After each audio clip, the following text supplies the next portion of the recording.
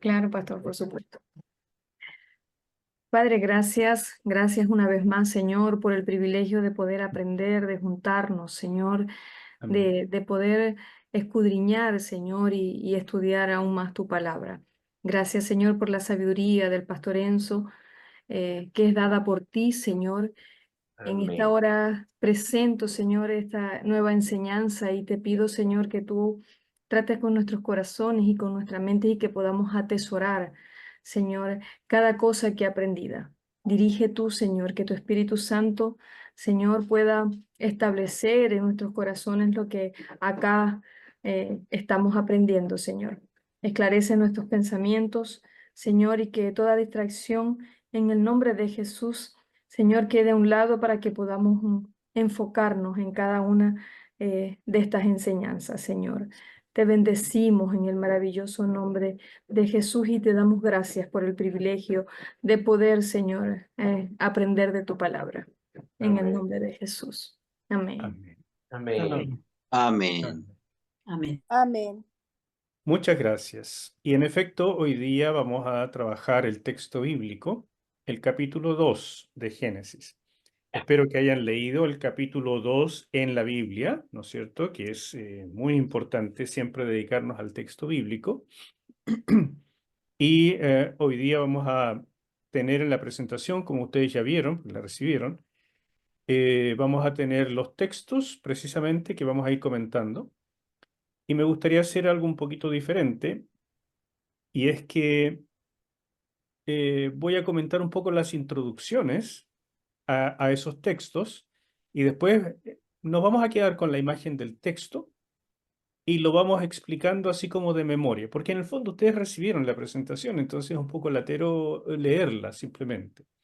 Entonces, un poco de memoria, vamos tomando lo que dice el texto y trabajándolo en la medida que ustedes se van acordando de lo que dice la presentación, o si no, abran la presentación en algún dispositivo paralelo para que vean las explicaciones y así puedan participar. Y vamos a ver cómo nos va de esta manera, con este formato, ¿ya?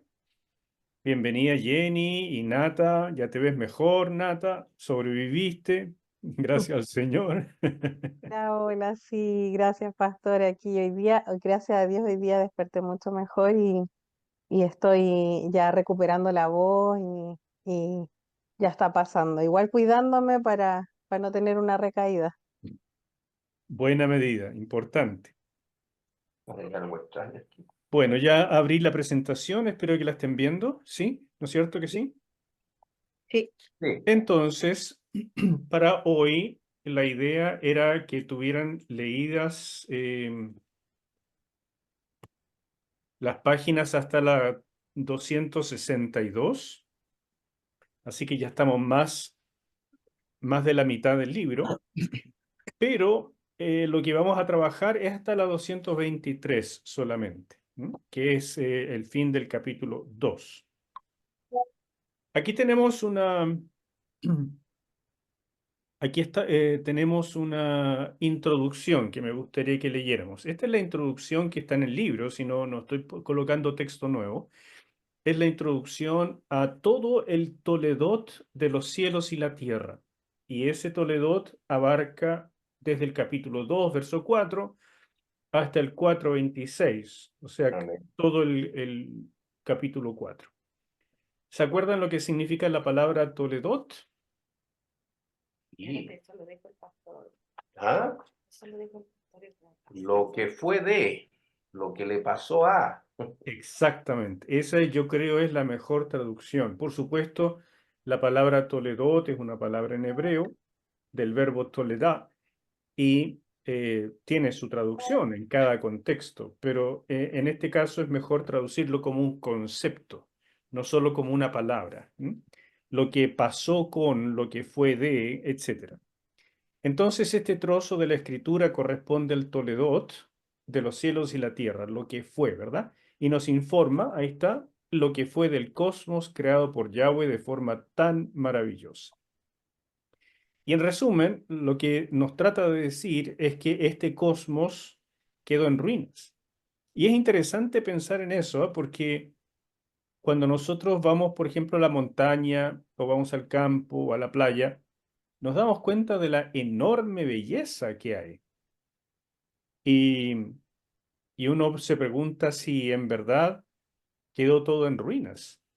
Creo que la respuesta, la única respuesta, es que la forma de compararlo sería que pudiéramos volver un momento al jardín de Edén y ver cómo era el orden inicial. En primer lugar, la armonía con la naturaleza, después la armonía con los seres vivos. Si a alguien le ha tocado alguna vez estar en una montaña o incluso tener que sobrevivir en la naturaleza con pocos recursos, se da cuenta que en realidad todo se le opone a uno. El clima, eh, la dificultad para conseguir agua, los animales, los bichos, todo está en contra. Entonces, en verdad hay un antagonismo severo contra la vida. Todo está depredando constantemente. Por supuesto, las enfermedades y lo peor de todo, el ser humano consigo mismo, que no está en paz, está constantemente en conflicto. Entonces, eso es lo que nos trata de decir Génesis del capítulo 3 en adelante, que todo quedó en ruinas y fue a causa de la desobediencia del hombre. Pero antes de llegar a ese triste final, en el capítulo 2, el autor nos deleita con los detalles de la creación del hombre y la mujer, junto a la exquisita formación del jardín en Edén. Les recuerdo que Edén es una región y que el jardín al mismo tiempo recibió el nombre de la región. Entonces es el jardín de Edén en la región de Edén, ¿ya? Donde viviría. Y luego nos asombra con el penoso desenlace de la caída en el capítulo 3. Este es el bosquejo del capítulo 2, que es lo que trabajaremos ahora, la creación y capacitación, Eva, complementariedad para señorear, en los versículos 18 hasta el final. Y eso se divide en estos dos puntos. Lo central de esta sección se subraya la capacitación y responsabilidad, en primer lugar. Tanto el hombre como la mujer habían sido creados a la imagen de Dios. Y eso ya lo definimos cuando estábamos en el capítulo 1, pero vamos a tener que seguramente mencionarlo y trabajarlo de nuevo en este. Y por eso estaban capacitados. Creo que lo más importante de entender de esto, aparte de entender qué significaba la imagen de Dios, es que fue el elemento capacitador. Sin este elemento, el hombre no habría podido desarrollar el trabajo que se le encomendó. Solo para que ustedes se den cuenta, el trabajo de ponerle nombre a los animales en taxonomía, que es una de las ramas de la biología, el iniciador de este proceso de clasificación de los animales tomó años en clasificar las especies que habían y todavía no se ha terminado porque no se han descubierto todas las especies que hay. Y sin embargo, para Adán era algo casi espontáneo, que venían los animales y él los nombraba y de inmediato quedaban entonces clasificados de acuerdo a sus características. Y eso es algo prodigioso, es de verdad un nivel de uso del cerebro que hoy es como un sueño para nosotros. Bueno, su responsabilidad para señorear bien para él sobre la creación era la gran responsabilidad, ¿verdad? Lo cual resultaría en reposo como fruto de una labor bien hecha. Eso ya lo mencionamos en algún minuto y es súper importante. Es para que ustedes recuerden, esto es completamente central en la teología del Antiguo Testamento, el concepto del señorío y el reposo como resultado. Señorear bien para Yahweh significaría imitarlo como creador, porque Adán debía crear nombres para los animales y crear métodos y procedimientos para cuidar la tierra. Además, la pareja debía reproducirse y participar así en la creación y continuidad de la vida humana. Debían comportarse de tal manera que el matrimonio y la familia se mantuvieran íntegros, porque el señorío abarca todos los aspectos de la vida. Y esto realmente es un súper concepto. El señorío, mis hermanos, esta disciplina para la vida, esta forma de integridad que abarca cada uno de los aspectos, eh, es lo que nos conviene, pero es el fundamento de la ley. Cuando Dios da ley, Él da un rayado de cancha, pero el señorío depende de nosotros. Y señorear conduce al reposo, mas no señorear conduce sin duda a perder el reposo, a una condición de desasosiego. Y el segundo gran tema de este capítulo 2 es la palabra de Dios como ley. Porque en el capítulo 1, la palabra fue pronunciada y creó cosas. Pero en el capítulo 2, esa misma palabra le dice cosas a Adán que tenía que hacer. Y uno se pregunta, ¿qué va a hacer Adán con eso? Entonces leo, la prueba del señorío sería la obediencia a la palabra pronunciada por Dios. Así como la creación entera se sometió a esa palabra, se esperaba que el hombre hiciera lo mismo, porque esa palabra produce orden y belleza. Por eso los seres humanos debían multiplicarse, eso es un mandato, gobernar sobre la tierra y sus criaturas, otro mandato, alimentarse de todo árbol frutal menos del árbol de la ciencia del bien y del mal, otro mandato, y llevar el matrimonio conforme a los roles establecidos por el Señor para conservar la condición de ser una sola carne. Todos esos eran mandatos, así que si ustedes los cuentan, se van a dar cuenta que en el huerto de Edén hubo ley, aunque no fuera la ley mosaica ni la ley civil que conocemos hoy en nuestros países, pero había ley.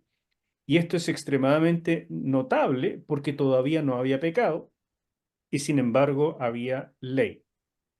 En el huerto, esa palabra eran mandatos que equivalían a la ley por la cual la primera pareja debía regirse. No era difícil concluir que sujetarse a los mandatos divinos traería orden y bendición, mientras desentenderse de ellos produciría caos. Eso es algo que lamentablemente no concluyeron Adán y Eva tan bien como nosotros podemos concluir ahora, producto de que conocemos la historia. Y sin embargo, a pesar de conocer la historia, seguimos teniendo el mismo problema de, de creer que la palabra de Dios es solo una sugerencia para nosotros en lugar de mandatos que obedecer. Y así vamos llegando a nuestro primer texto bíblico. Y lo dejo aquí planteado. Te voy a... Te muteó. ¿Yo me muteé? Sí, No, te muteaste. perdón, yo lo pasé a mutear porque estaba admitiendo a alguien y pinché, metí mal el dedo. Claro, Perdón. ¿Y ya me desmuteé? Sí, ya se desmutió, lo estamos Ah, ya, escuchando. perfecto.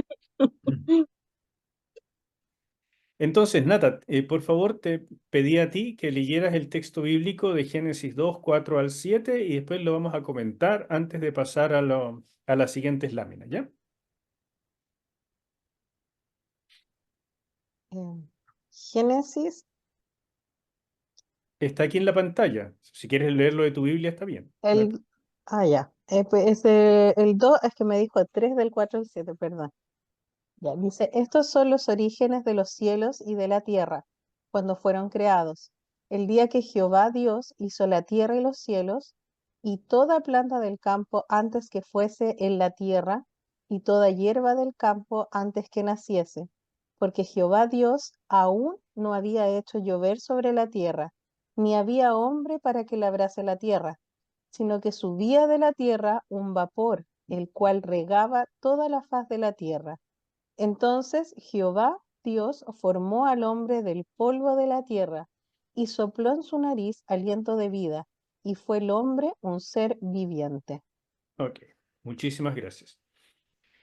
Aquí en el texto, además, le subrayé en lo que eh, es, a mi juicio, lo central, porque en el libro ustedes tienen todos los detalles, ¿no es cierto? Entonces, ¿para qué vamos a repetir todo? La idea no es no es leer de nuevo todo lo que ustedes tenían que haber leído para hoy, sino solo lo central y las explicaciones más importantes. Entonces, les subrayé lo que considero que ustedes debieran tener súper claro en lo que significa, lo que el texto trata de decir con estas palabras que están aquí subrayadas o destacadas. Entonces, ¿cuál es la palabra que está detrás de orígenes? Toledo. Muy bien, esa es la respuesta, para que ustedes lo pueden anotar si quieren en su Biblia, ¿verdad? Le hacen un circulito a lo mejor a la palabra orígenes, tiran una flechita hasta el margen y le ponen ahí Toledón. Esas son cosas que uno después se acuerda. ¿Por qué estará subrayado Jehová Dios? Jehová Elohim. ¿No es cierto? Yahweh Elohim, sí. Entonces, ¿por qué estará aquí subrayado? Lo tengo yo subrayado, obviamente, en el texto. Y además con negrita. ¿Por qué? Alguien que me explique eso.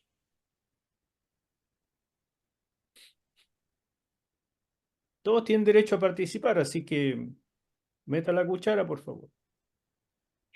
No cualquiera. Porque la primera parte que ocupa la palabra como Yahweh o Jehová. Ujú.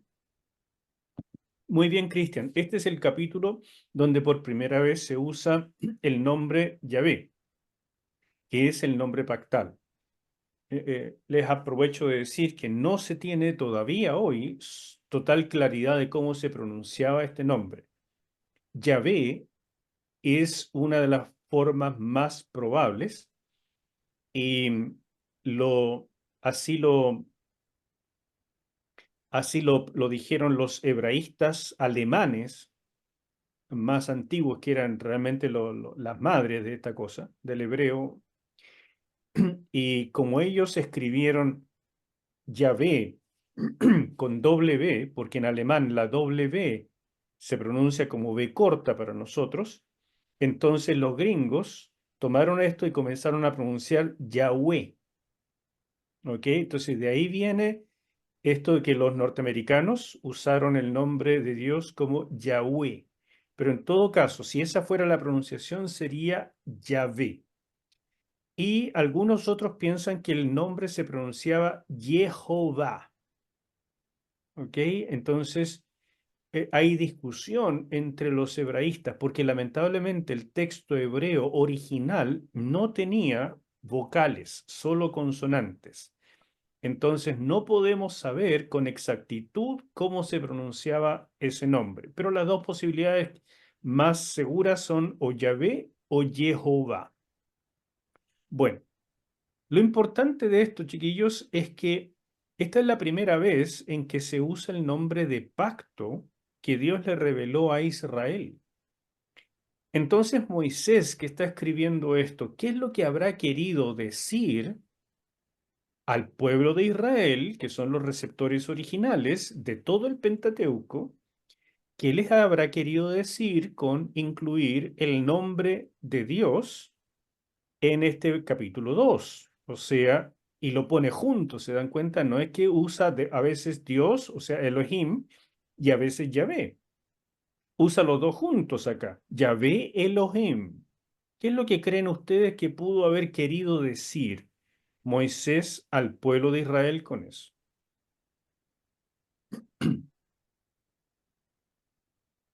Que el mismo Dios que creó todo era el creador de la nación de Israel. Excelente, Carlito. Eso es el punto. Entonces, el lector hebreo en este caso, que estaba atento a la lectura, se daba cuenta de este detalle, que en todo el capítulo 1 era el creador, el creador, el creador, o sea, Elohim. Pero en el capítulo 2, cuando ya forma al ser humano y el matrimonio, la primera institución, entonces lo califica como Yahvé Elohim. Y los judíos entendían que el nombre propio, Yahvé, tenía que ver con pacto, tenía que ver con relación. Era un nombre de fe, así como nuestro nombre de fe es Jesús. Para Israel era Yahvé. Entonces, los judíos se daban cuenta de que esto comenzó antes de la caída, que Dios quería tener una relación con toda la humanidad.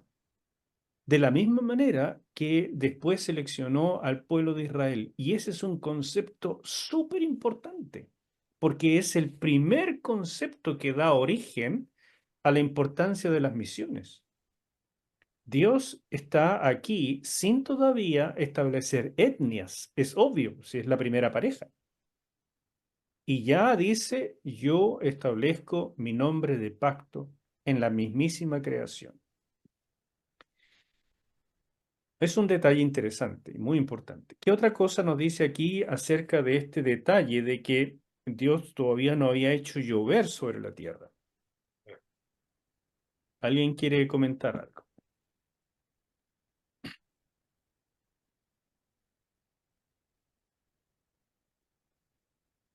Bueno, eso nos da a entender que el crecimiento de la vegetación no se daba como hoy en día a través del agua de lluvia, sino probablemente había otro tipo de agua y ambiente húmedo en el que se desarrollaba la vegetación.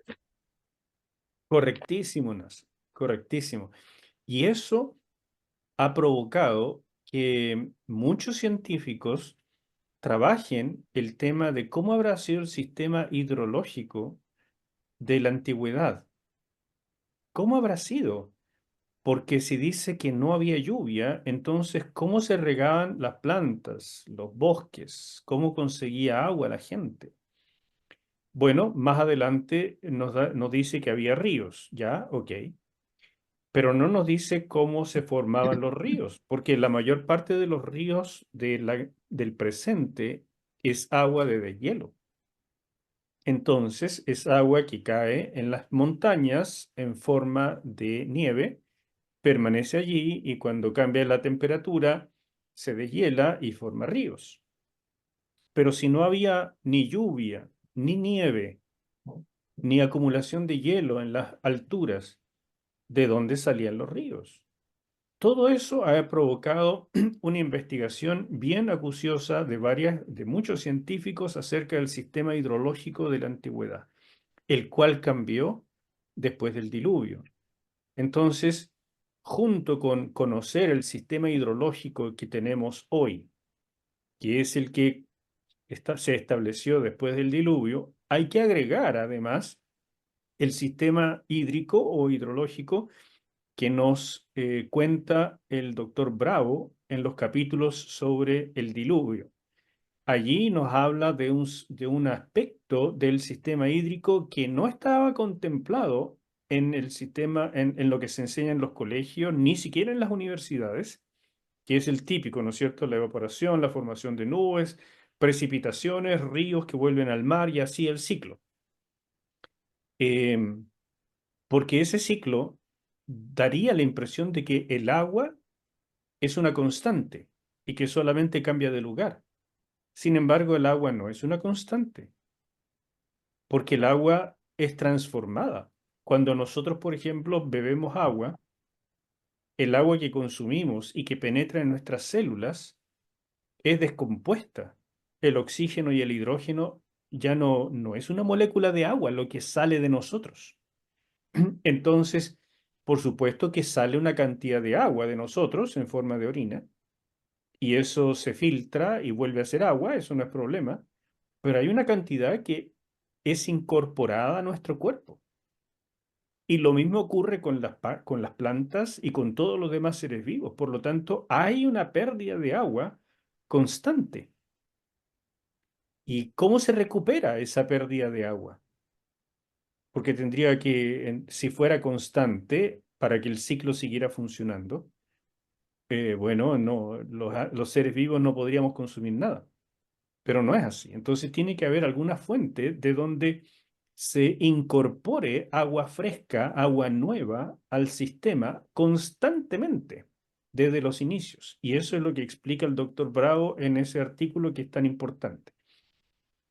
Y por otro lado, entender este aspecto de que no había lluvia y por lo tanto el agua se evaporaba de las regiones donde había agua, los mares, los ríos, la misma tierra, lo que también nos dice que la temperatura de la Tierra tendría que haber sido suficientemente alta para provocar una evaporación importante, y la Tierra habría sido regada en forma de vaguada costera, ¿no es cierto? Si ustedes han estado en el norte de Chile, como la Camanchaca, que penetra un montón de kilómetros por el desierto hacia adentro, y, y riega, y posteriormente, bueno, y los ríos, en lugar de ser el resultado del deshielo, serían el resultado del empuje de las fuerzas volcánicas que tirarían las vertientes hacia la superficie.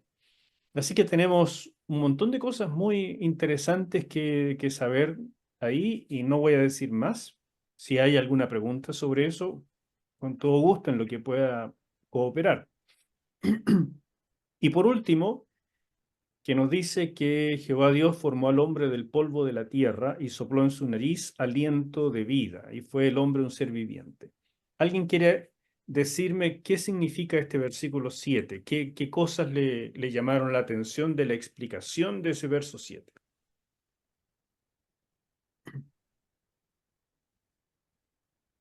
El énfasis del hombre como una persona apegada a la tierra terrenal, mientras que el Señor es un Señor, un Dios celestial. O sea, hay una marcada, primero, diferencia que Dios mismo establece.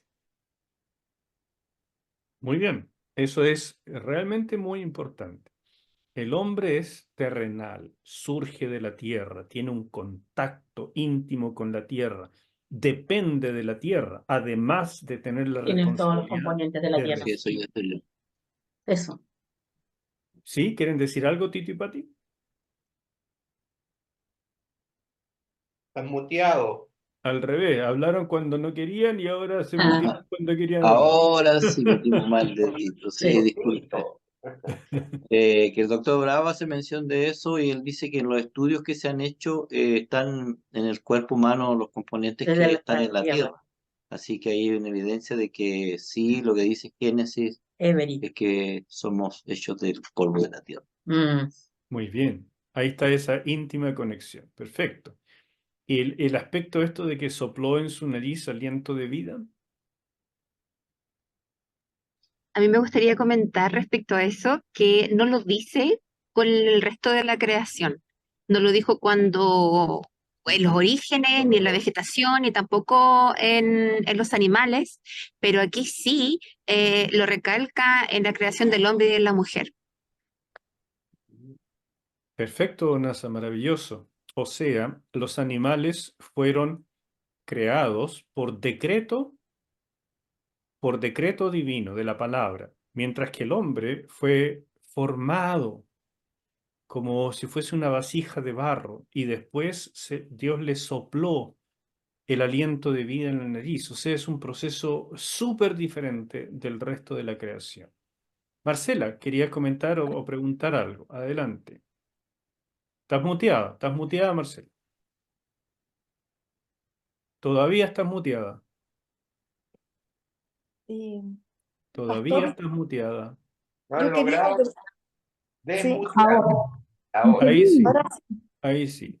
Bueno, entonces se queda muy claro cuando se conmemora en los miércoles de ceniza, donde se dice de nuevo que de polvo somos y a polvo nos convertiremos. Entonces somos realmente hechos de la tierra y a la tierra volveremos y nuestro espíritu se vuelve a Dios. Así mismo es, Entonces exactamente. estaríamos que somos hechos de tierra. Eso que se dice siempre en los funerales es un No, somos recordatorio de nuestra calidad terrena. exacto. Sí. Y que es importante tenerlo siempre en cuenta. Porque la vida además es muy corta. Muy bien.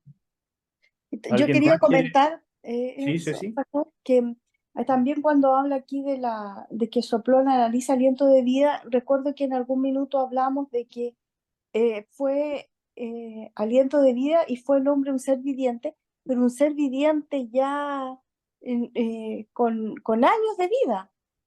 Entonces, ahí uno también se puede preguntar por qué no lo formó, tal vez porque no había quien lo cuidara, pero también otra cosa que yo pensaba era que ya existían ahí los ángeles, entonces podría haber hecho esa diferencia también.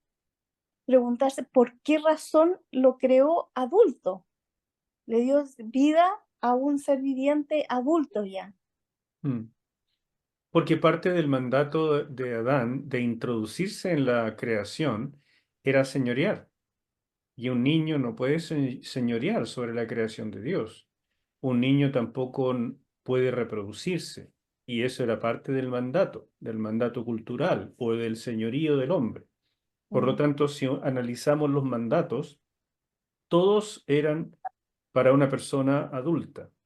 Y lo que necesitaba para poder realizarlos era la capacitación de la imagen de Dios. Eso es lo que se necesitaba. Ahora, si nosotros decimos, bueno, Adán y Eva no pasaron por la etapa de la niñez y por lo tanto tenían esa diferencia con nosotros, sí, yo creo que es un tema interesante desde el punto de vista psicológico, pero es lo que fue, es la manera en que Dios decidió las cosas. Es como el cuento de la gallina y el huevo. ¿Qué fue primero? Sí. ¿Qué fue primero? ¿Qué creó Dios primero? ¿Un La huevito gallina. o una gallina? La gallina. La gallina. La gallina, y no hay ninguna otra posibilidad, porque si no, el huevo, ¿quién lo cuida? ¿Verdad? Entonces, Dios creó primero seres vivos adultos y posteriormente le mandó reproducirse. Susi, Se escucha. no se te escucha nada, ¿Se Susi. escucha, Susi? Ay, quería, ya, la- Yo creo que va Cuando a veas tener la grabación te vas a reír de cómo suena tu micrófono. Mejor que lo escriba en el chat. Sí, escríbelo en el chat si quieres hacer un comentario o una pregunta, Susi. Pastor, ¿Sí? yo tengo una duda, o no sé, en cuanto a la mujer. Yo hasta donde había entendido hacia atrás, en lo que yo había estudiado y escuchado, eh, Eva estuvo creada junto a Adán desde el principio, pero ahora leyendo esto con más detención, eh, entiendo que no es así, aunque el Génesis 1:27 dice, y creó Dios al hombre a imagen de Dios lo creó, varón y hembra los creó. Así es. Entonces, y acá en el 7 está hablando cuando formó al hombre en la tierra y sopló aliento en su nariz. Bueno, y Así después es. está donde se explica que tomó a Eva de su costilla. Ya existía Eva dentro de Adán, como que, o en este tiempo donde Adán estuvo solo poniéndole nombre a todos los animales, nos enseña de que no hay que interrumpir al hombre mientras trabaja, no sé cuál es la... ¿Cuál sería la pausa ahí de que no está la mujer? O siempre estuvo, pero como que necesitaba dividirse, porque lo que he escuchado yo biológicamente es que el embrión eh, adentro del vientre está como, tiene los dos sexos y luego se define si es varón o mujer. Entonces ahí se me hizo como un tremendo enredo y ahora quiero aprovechar de que usted me aclare un poco. Ya llegaremos a eso porque todavía no ha sido creada la mujer, pero entendamos que todo esto que está pasando aquí ocurrió el día sexto. Entonces la mujer fue creada con una diferencia de horas en relación con el hombre. Y por eso el capítulo 1, verso 27, resume muy bien. Al principio creó Dios al hombre, hombre y mujer. Claro, porque los hizo el primer día. O sea, el día sexto. Los hizo el mismo día, pero con una diferencia de horas. ¿Por qué?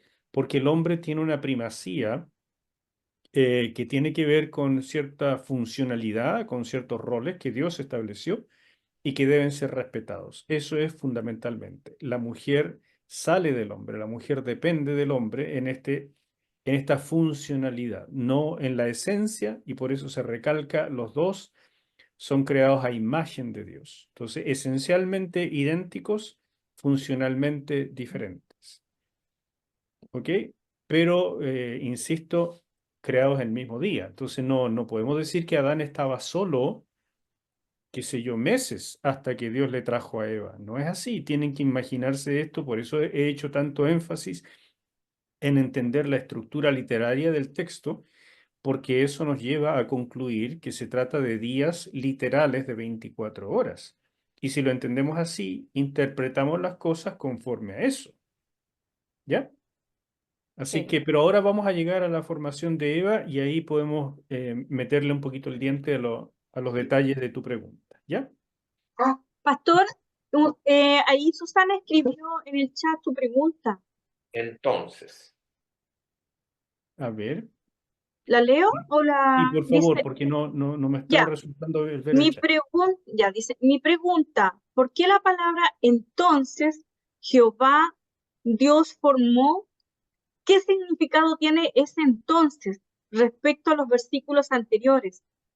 No sé si se entiende.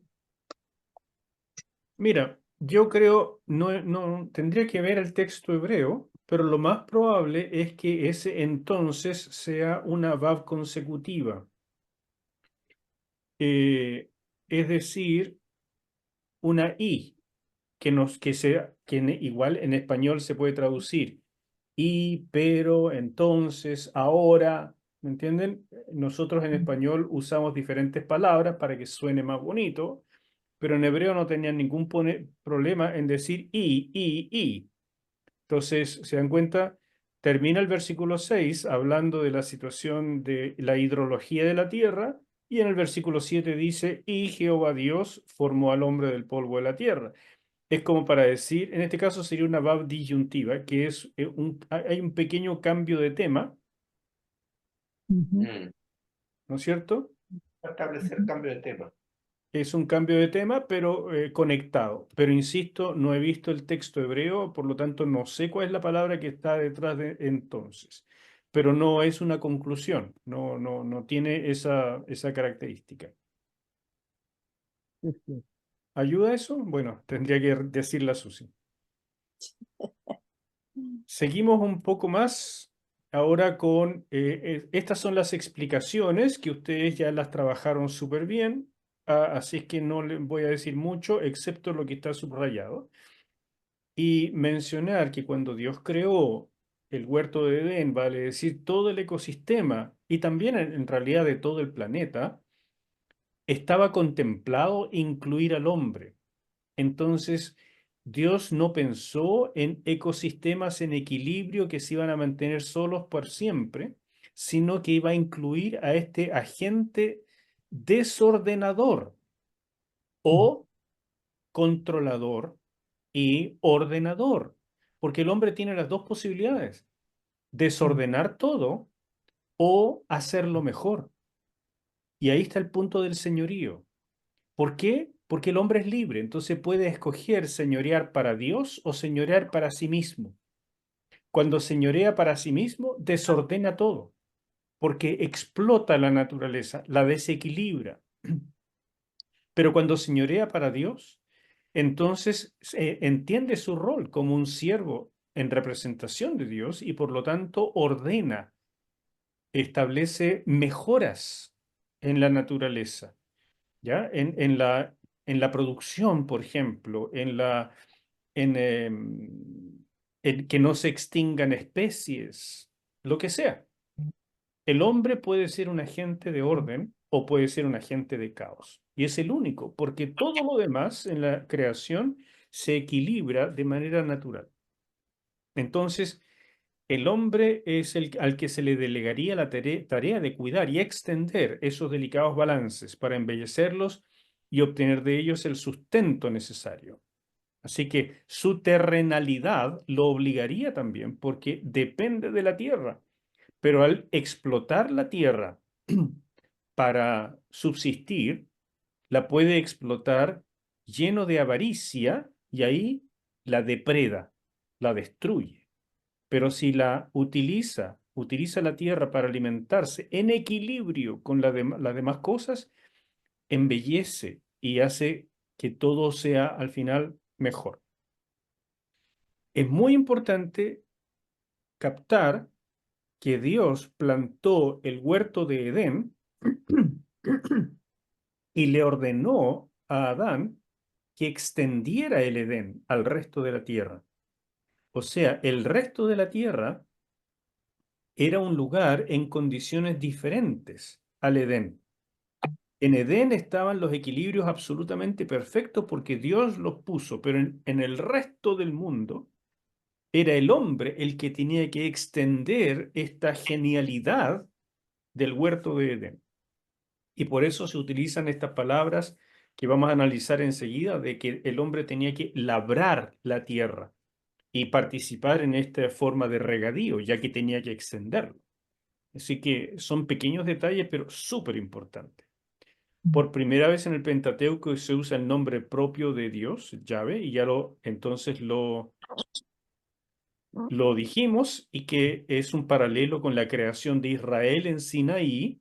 Por lo tanto, los judíos entenderían el paralelo. Dios le da al hombre en el Edén, cuando no había pecado, le da su nombre. Lo que estaba haciendo en Sinaí es una recreación del Edén. Y para Israel, la tierra prometida sería su Edén, el lugar de reposo. Entonces, tiene una connotación bellísima desde el punto de vista teológico. Otra cosa importante es este sistema hídrico que ustedes lo explicaron bien.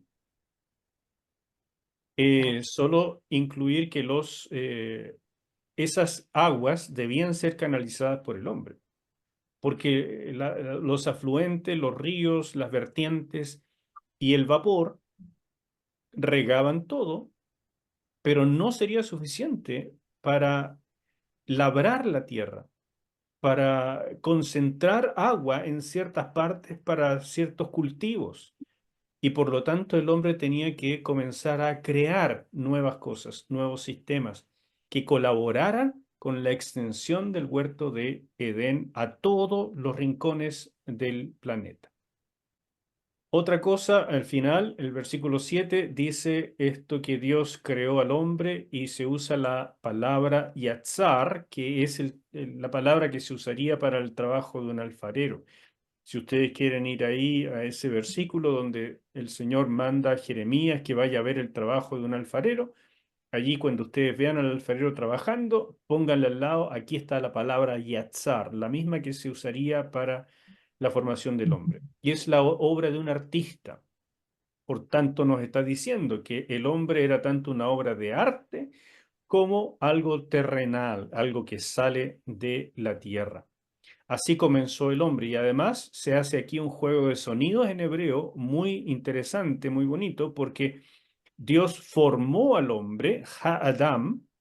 Ha es el artículo, el, Adam significa hombre, del polvo de la tierra, y la tierra se dice Adamá.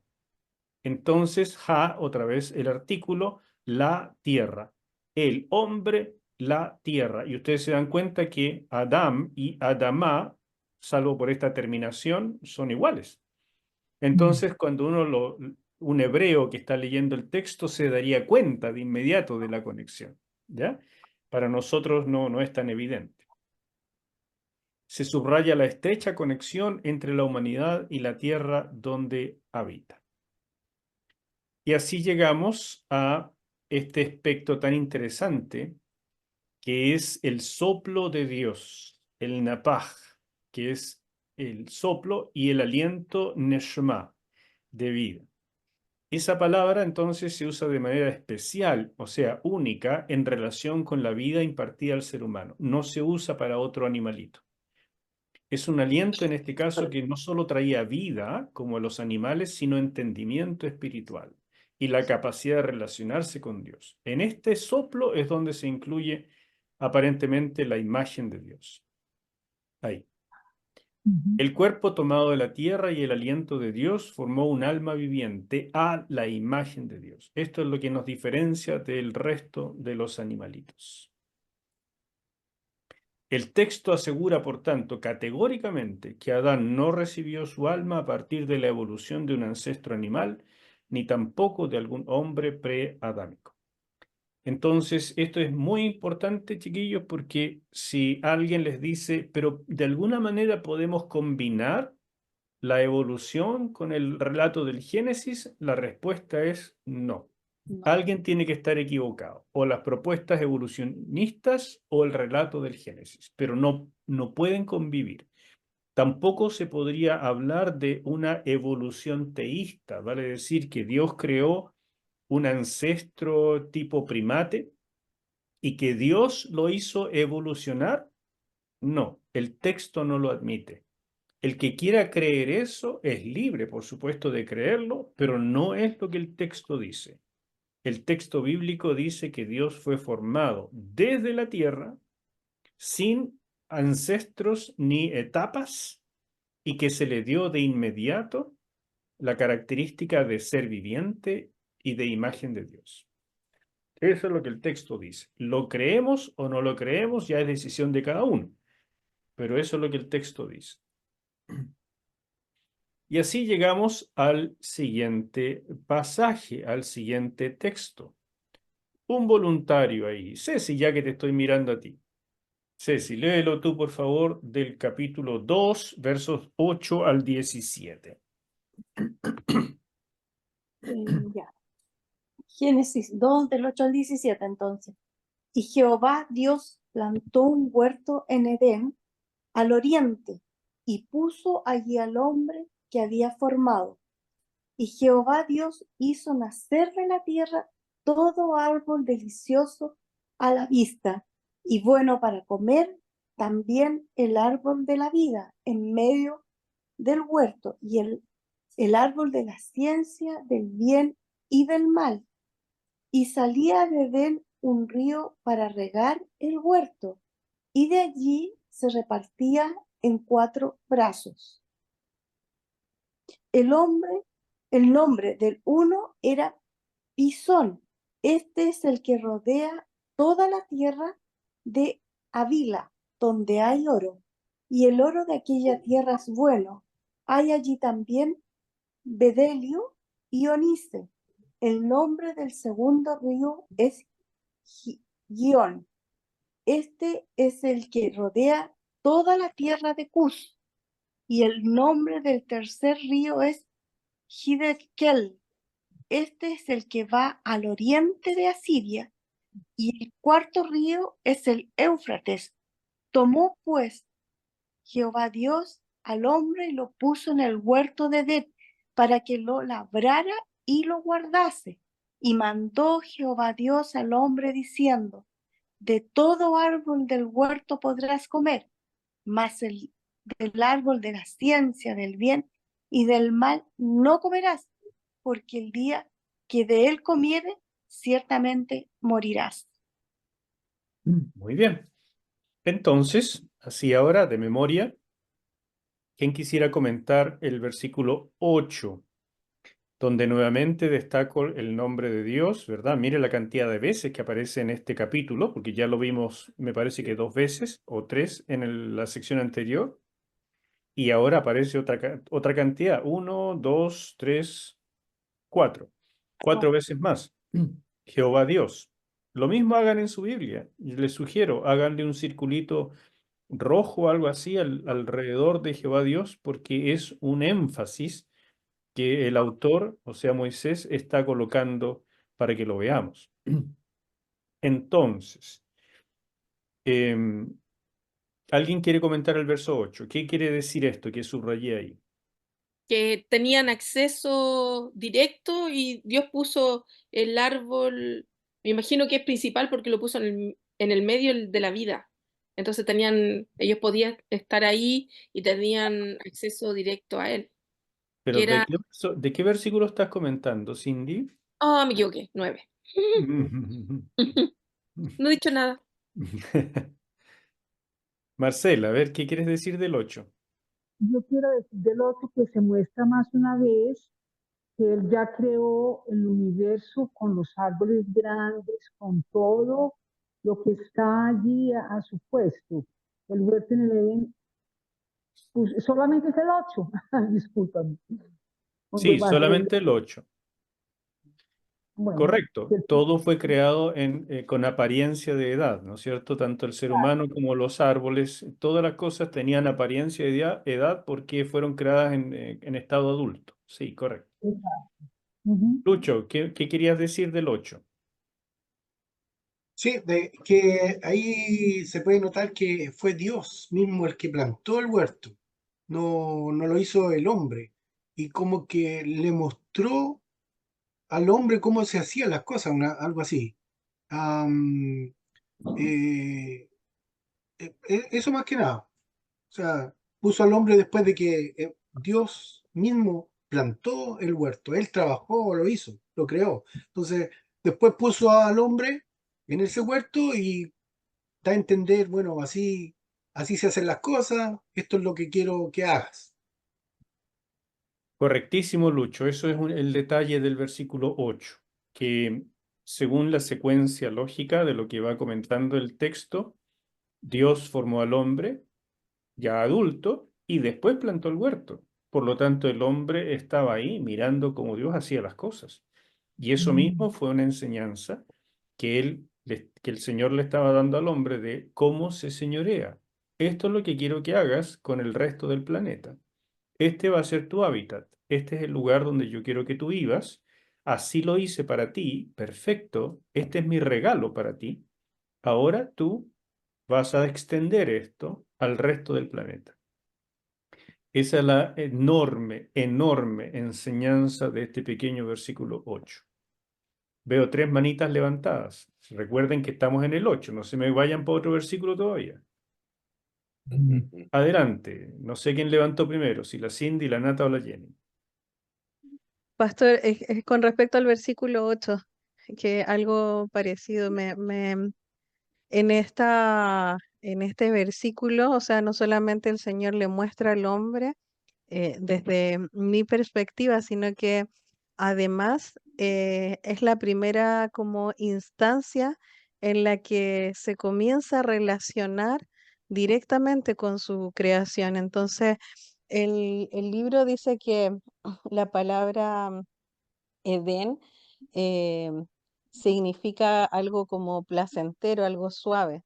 Entonces, es justo iba a decir lo que usted comentó, que en el fondo, al relacionarse con el hombre, no solamente le da el ejemplo de lo que debe hacer, sino que le muestra su gran amor, o sea, lo aparta a un lugar especial donde le provee de todo lo que necesita para estar.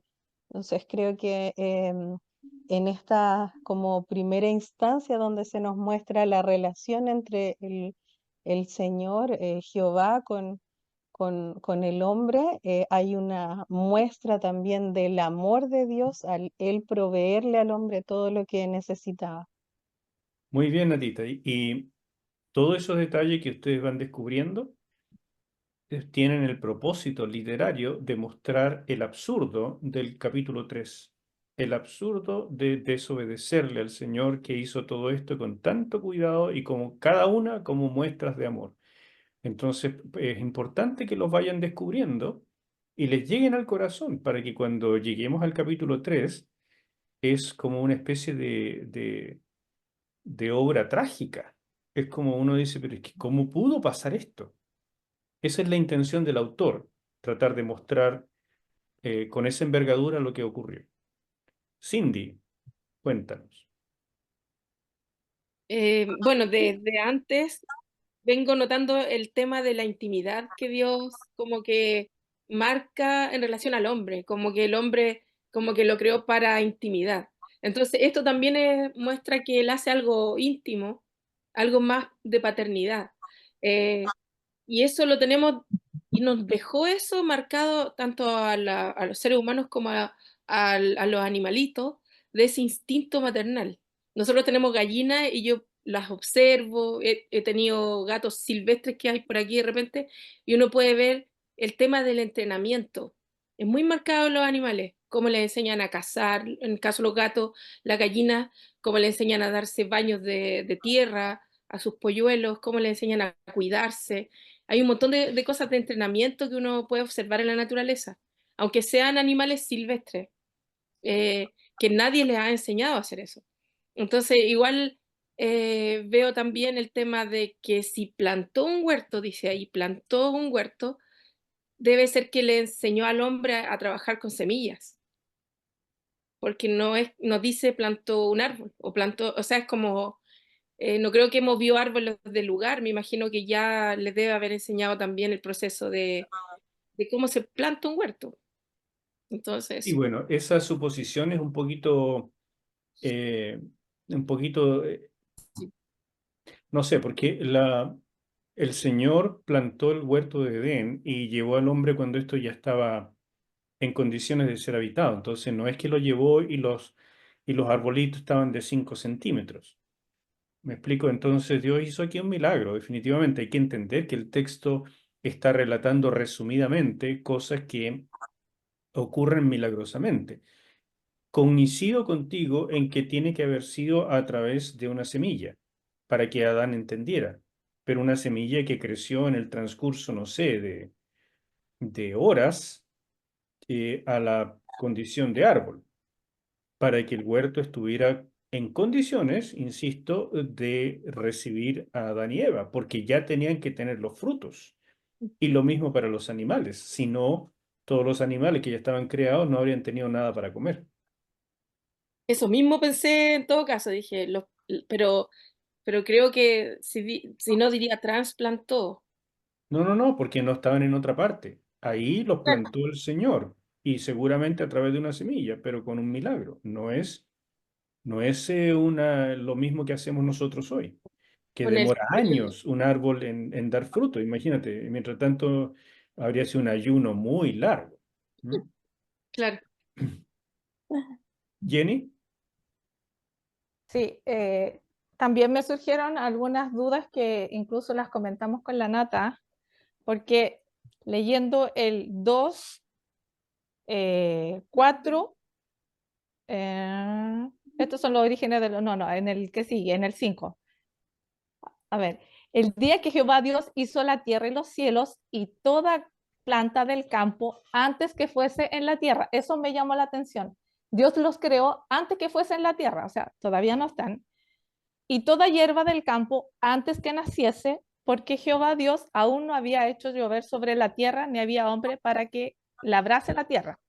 Entonces, aquí dice que Dios ya lo tiene creado, pero todavía no están puestos en la tierra. Y no entiendo por qué dice aquí que porque todavía no había hecho llover en la tierra. Y la lluvia no pasó hasta el diluvio de Noé, donde ya, y es más, donde dice que plantó un huerto en Edén. Tiene que haber sido como cuando uno dice, me planté en un lugar y así como con las plantas de mis pies, Dios plantó un huerto o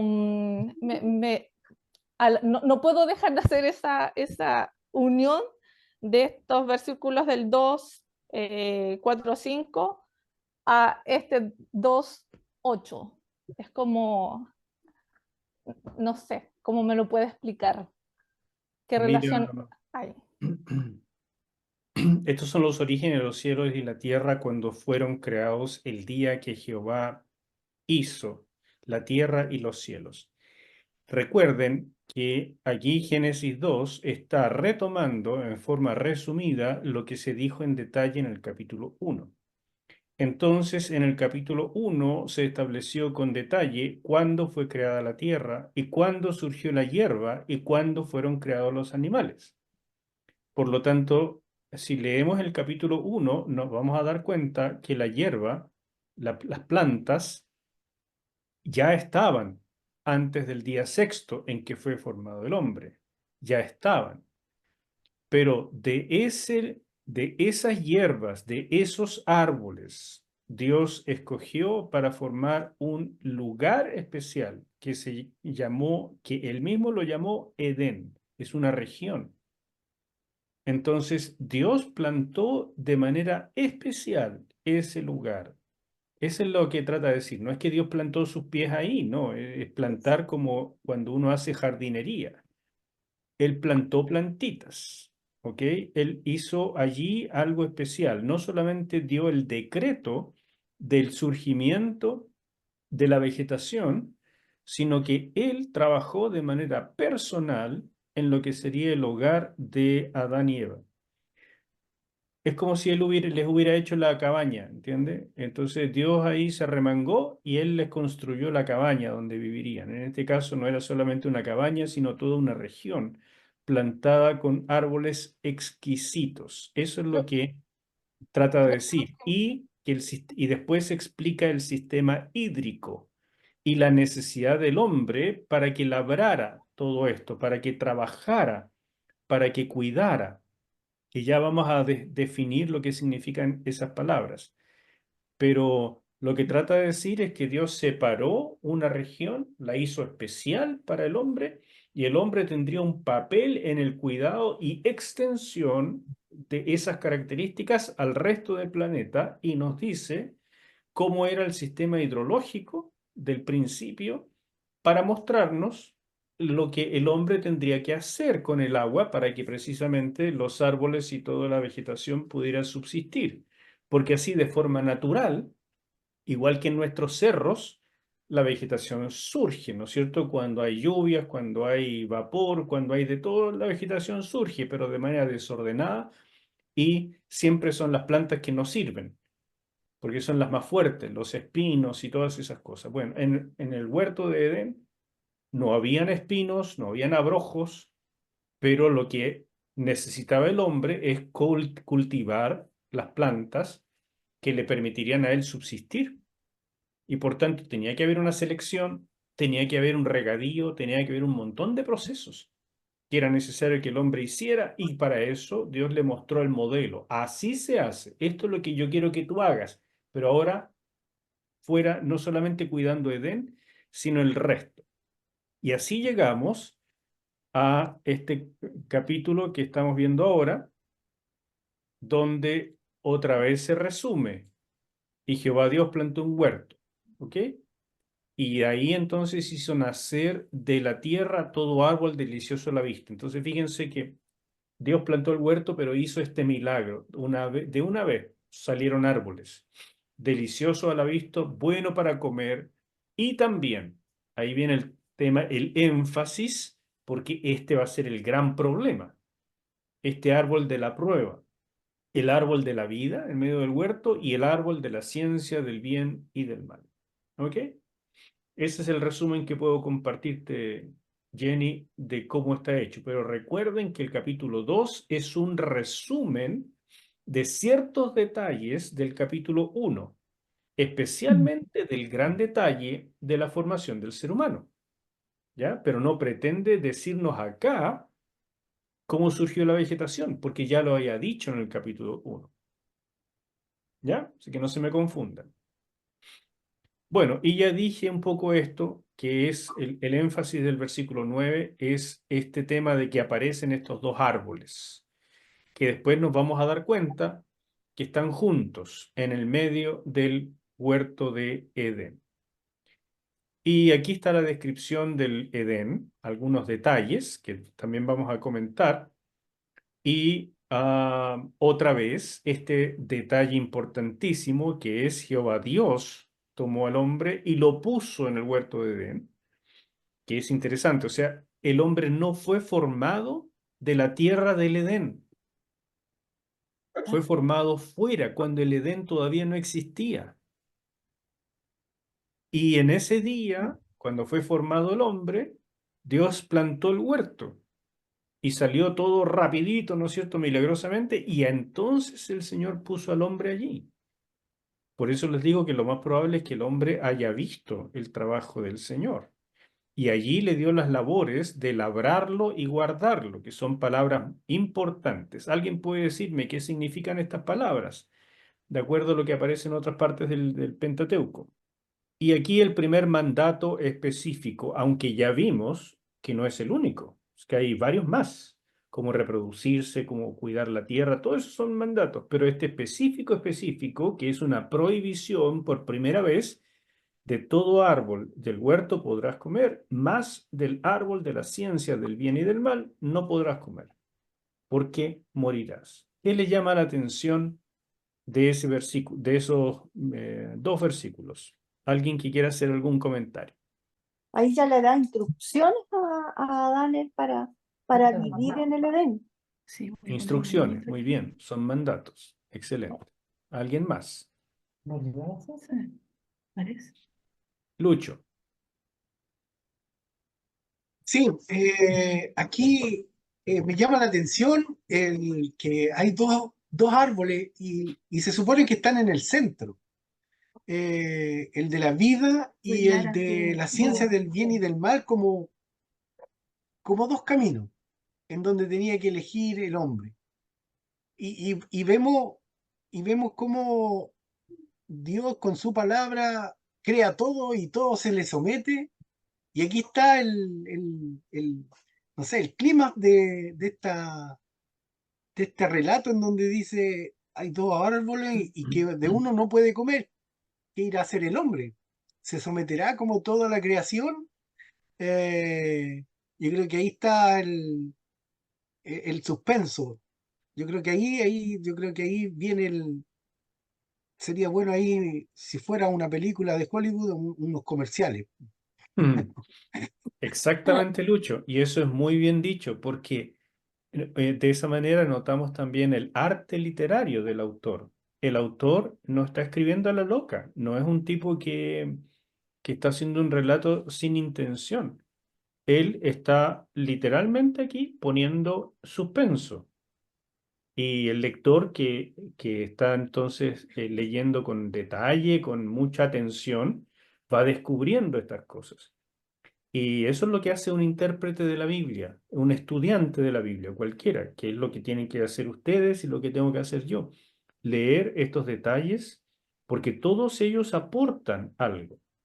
No tenemos que construir acerca de lo que se nos ocurre del texto, sino poner atención a lo que el texto dice y sacar estas conclusiones tan importantes. Bien, veamos entonces algunos de estos detalles en forma de explicación. Ahí están los dos árboles. Me pegué un viaje a Edén y le saqué la foto a los árboles para que lo tengan ustedes. Ya. ¿Cuál sería el de la ciencia? El que está más cerca tuyo.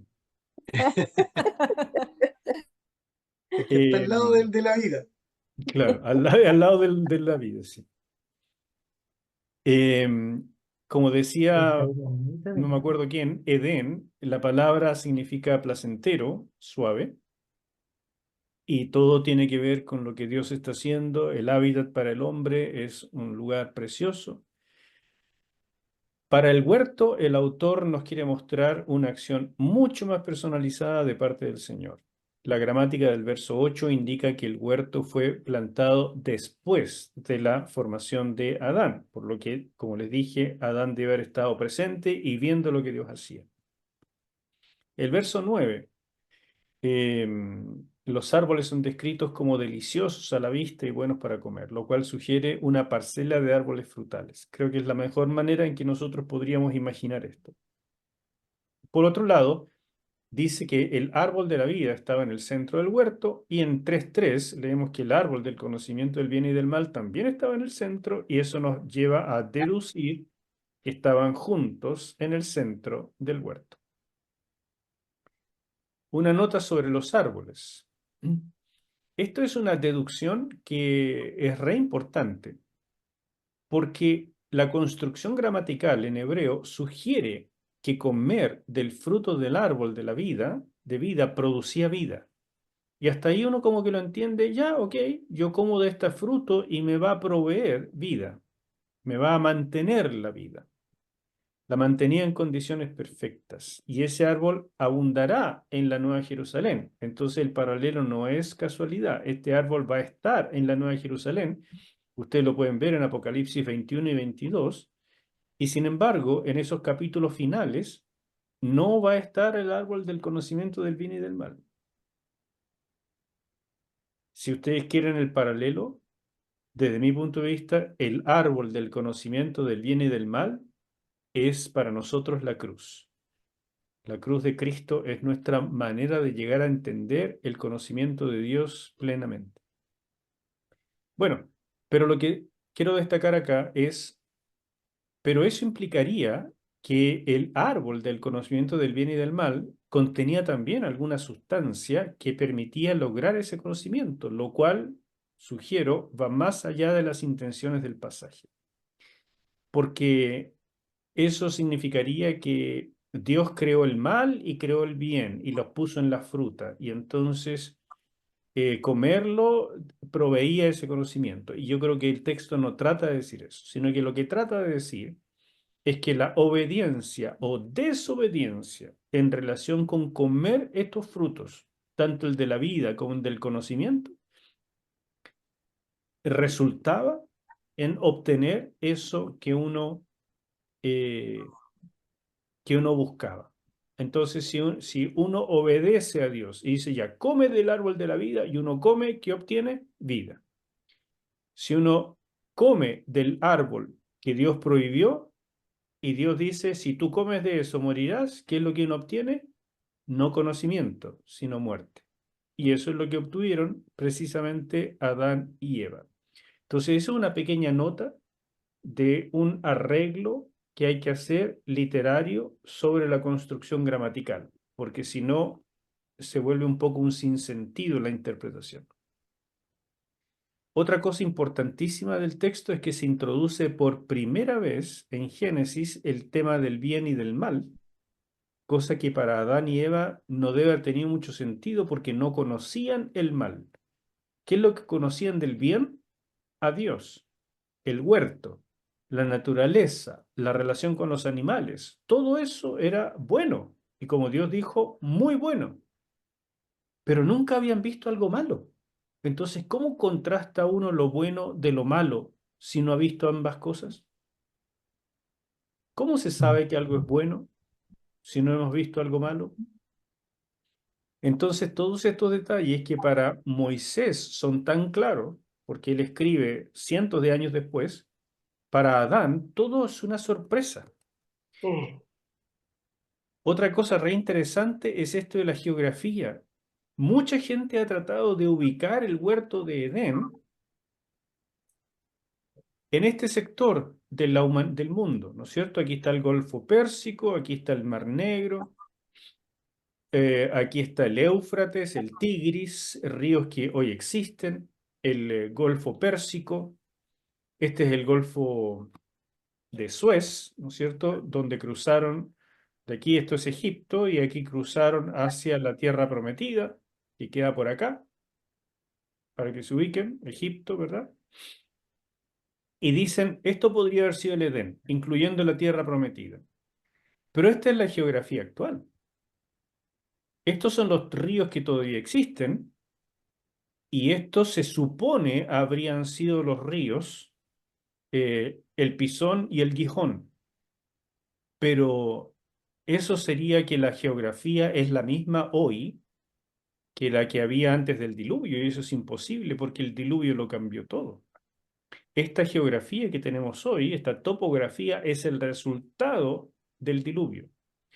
Entonces, lo que sugiero es que estos ríos recibieron los nombres de los hijos de Noé debido a que esos nombres estaban en la época prediluviana, y ellos usaron esos nombres porque la región del Edén tiene que haber sido extraordinariamente hermosa, y ellos conocieron estos ríos, y la impresión que les dio es que trajeron entonces los nombres y los aplicaron a la topografía postdiluviana.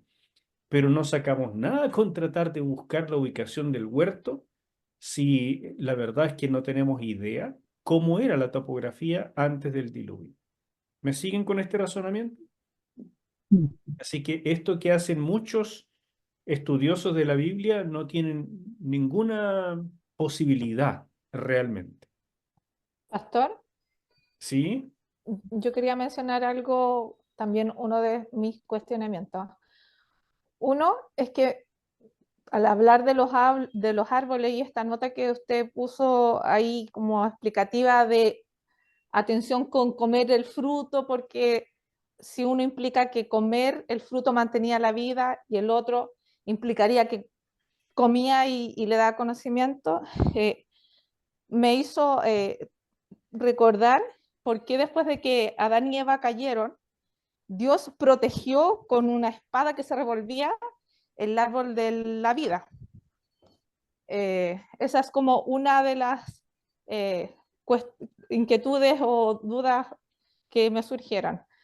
Y lo otro, avanzando hasta el tema geográfico, bueno, yo también pensaba que no pueden ser los mismos ríos porque si la tierra se cubrió de agua, es como que después se consumió y aparecieron de nuevo los ríos, es como, es algo que también me hace pensar.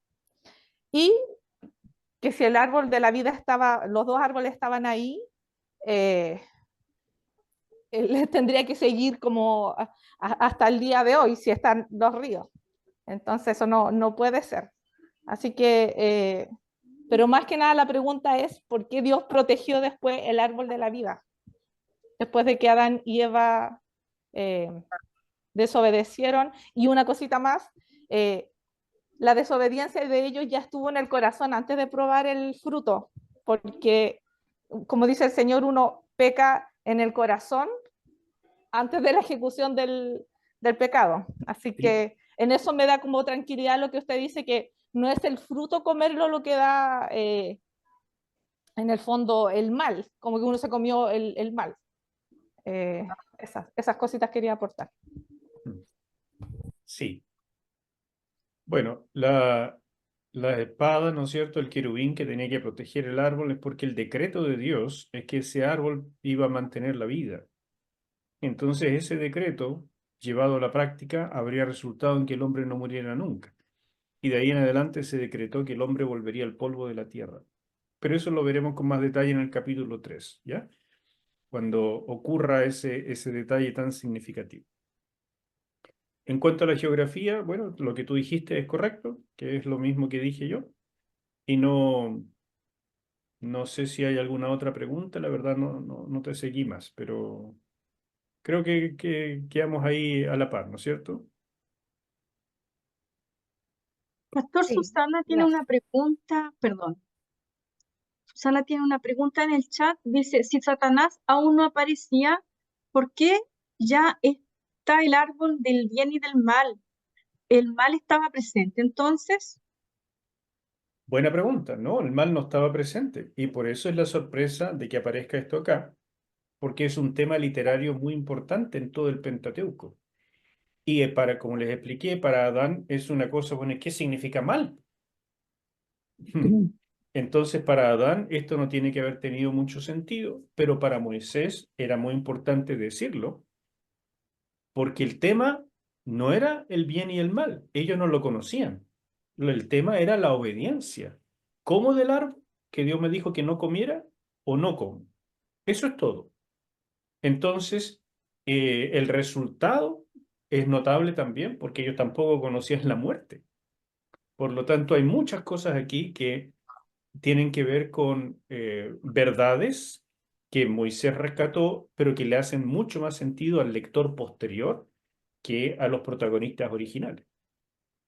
Y eso es interesante de que mantengamos en perspectiva, que hay información en Génesis, en estos primeros capítulos, que a los protagonistas originales no les hicieron todo el sentido que nos hacen a nosotros hoy, o que le hicieron a los lectores originales, o sea, a Israel después del Éxodo.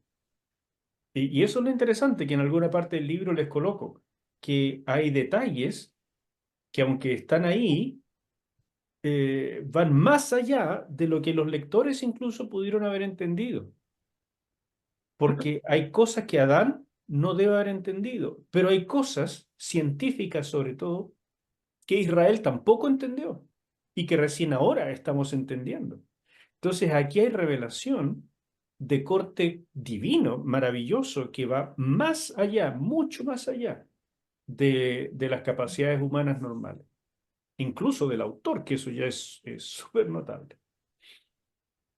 En el versículo 15, digo esto que es lo que ya habíamos mencionado, que Dios da personalmente el ejemplo de lo que esperaba que hiciera Adán y Eva. Otra cosa muy importante es que Edén fue el primer santuario. Aquí tenemos la primera definición de la palabra santuario. Es un lugar de encuentro con el Creador. Eso es un santuario. Por lo tanto, un cascarón llamado templo o iglesia, donde no hay un encuentro genuino con Dios, no se le puede llamar santuario. Aunque lo llamemos iglesia, aunque lo llamemos lugar santo, lo llamemos lo que sea. Si no hay un encuentro genuino con el Creador, no es un santuario, porque esa es la definición de santuario. Y lo más notable es que el huerto de Edén, aunque no tenía ese cascarón, no tenía un templo, no tenía una cruz, no tenía una estrella, no tenía ni una cosa, era el primer santuario, porque era un lugar de encuentro. Y otra cosa interesante es que el acto de colocar al hombre también es un paralelo con el acto de colocar a los sacerdotes en el templo. Entonces el lector hebreo, el lector israelita, se habría dado cuenta de este paralelo y habría dicho, ay, Dios mío, qué interesante. Adán y Eva eran los primeros sacerdotes. Y después leemos, cuando Dios llama a Israel, en Éxodo 19:6, le dice, ustedes me serán una nación de reyes y sacerdotes. Y cuando leemos el Nuevo Testamento, en Primera de Pedro y en Apocalipsis, nos dice que nosotros hemos sido rescatados para llegar a ser reyes y sacerdotes para Dios. Entonces, son estos paralelos y estos continuos de la revelación de Dios, desde el jardín de Edén hasta el final de los tiempos. Y una última cosa, son estas palabras tan importantes que en el castellano no las podemos ver con tanta claridad, pero aquí la palabra servir o labrar es la palabra abad. De esta palabra abad se genera el sustantivo obed, que significa siervo, esclavo. Y también la palabra cuidar, que es la palabra shamar. Y lo interesante es que estas son las palabras que se usan en el resto del Pentateuco para expresar la actividad de los sacerdotes. En otras palabras, las labores del hombre en el huerto eran un servicio al Señor, aunque parecieran solo rutina laboral. Y nos da un concepto mayor todavía de lo que significa el señorío. El señorío no es solamente administrar, es realizar una labor espiritual. Cuando nosotros señoreamos sobre la creación, cuando señoreamos sobre nuestro dinero, sobre nuestro trabajo, sobre nuestra familia, estamos realizando una acción espiritual. Por ningún motivo lo vean simplemente como lo que toca hacer, la administración, lo que Dios me mandó o lo que me conviene hacer. No, señorear es una actividad altamente espiritual. Y por eso aquí están estos paralelos que un lector hebreo habría visto del texto y lamentablemente para nosotros en español no es tan evidente, pero les aseguro que tiene que ver con destacar esto. Otra cosa importante es que aparecen estos mandatos. Continúa el énfasis de la relación, adorar y obedecer, del versículo 15, pero en estos versos 16 al 17 aparece esta palabra, tzavá, que de ahí viene la palabra tzivá, que en el resto del Pentateuco se traduce como mandamiento u ordenanza. Este verbo, tzavá, mandar u ordenar, en este caso es el primer mandato en la Biblia, y en el primer mandato, digamos, negativo, no comerás, y en él se coloca de inmediato en paralelo vida y muerte con bien y mal. Un paralelo que aparece en todo el resto del Pentateuco. Entonces les insisto, Moisés no está dando puntadas sin hilo. Moisés tiene en mente todo un programa que los israelitas tenían que ver desde Génesis hasta Deuteronomio, lo que significa obedecer a Dios, que es señorío, es una labor espiritual es una labor sacerdotal y tiene delante de mí la vida y la muerte. Cada vez que yo señoreo, estoy escogiendo entre vivir o morir, generar vida o quitarla. Así de dramático lo plantea Moisés a través de estos pequeños paralelos que a veces uno los pasa por alto. Y otra cosa interesantísima es que la ley aparece acá y no tiene que ver con el pecado, porque no han caído todavía. Eso ocurre recién en el capítulo 3. Entonces muchos dicen que la ley es mala, que la ley coarta, que la ley tiene que ver con el pecado. Es simplemente reglas para que el hombre se porte bien. Y no, mis hermanos. La ley es parte del rayado de cancha, por eso les puse esto acá. Es el rayado de cancha de Dios para que sepamos lo que Él considera que es bueno y malo y lo que Él piensa que nos conviene. Entonces, obedecer al Señor no es un asunto de restricciones, sino de señorío. Son marcos de referencia que definen una relación de pacto. Y por eso les he dicho que aquí, tan temprano como en Edén, ya tenemos una relación de pacto, aunque todavía no se usa la palabra. ¿Obedecería el hombre porque conocía y amaba a Dios? ¿O desobedecería porque dudaba de su bondad y le molestaba su control? Esa es la pregunta que, como que Lucho nos destacó, que aquí se metió Spielberg, ¿no es cierto? Y que entonces es como para poner tensión en la narrativa. Un significativo paralelo con estas palabras de Moisés a Israel en Deuteronomio 30:15. Fíjate bien, hoy he puesto delante de ti la vida y el bien, la muerte y el mal. Entonces, insisto, Moisés no está dando puntada sin hilo, por ningún motivo. Él está haciendo un paralelo con el último libro, el Pentateuco, con el primero. Y eso nos muestra la unidad de pensamiento del autor. Otro asunto realmente interesante, como les mencioné, es que la muerte se menciona acá. Si de este árbol comes, ciertamente morirás. ¿Pero y qué sabían ellos de la muerte? Estaban recién creados, no había muerto ningún animalito. A lo mejor pisaron una hormiga, pero es todo lo que sabían de la muerte. Ellos mismos no se habían sentido nunca siquiera enfermos, no tenían idea de nada. Entonces, este concepto es sumamente importante. Adán todavía no podía dimensionar bien lo que significaba.